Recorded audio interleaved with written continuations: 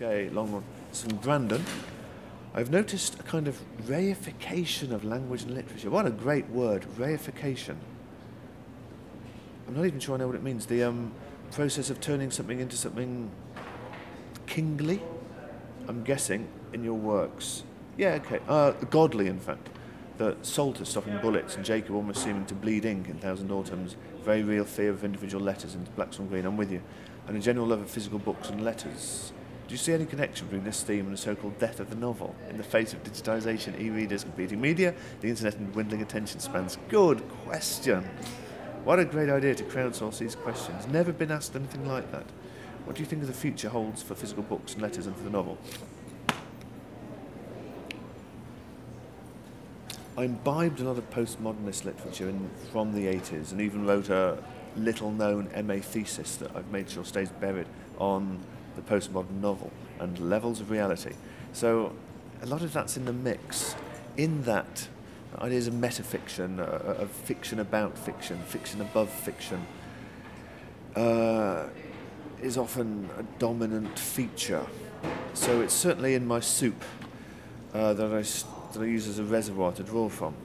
It's also a good way to, if I could complexify simple narrative by having other narratives in it or weaving other narratives through it. This isn't a new trick. Chaucer was doing it in the Canterbury Tales. It's 800 years old. What do I think the future holds for physical books and letters? I don't know, but I like to think there will be two large niches for physical books and for e-books. And I don't know where the equilibrium will be. Right now it's in the States, it's about 50-50, Europe's up 70-30 or so.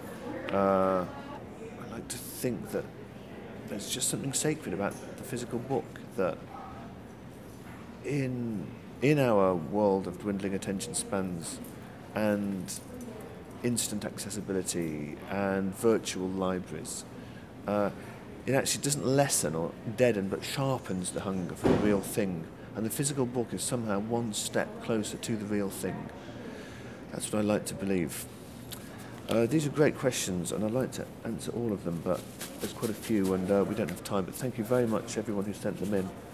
And feel free to say, oi, I sent an email question to Symphony Space that time and you never answered, and then come and ask me in person. Thank you very much.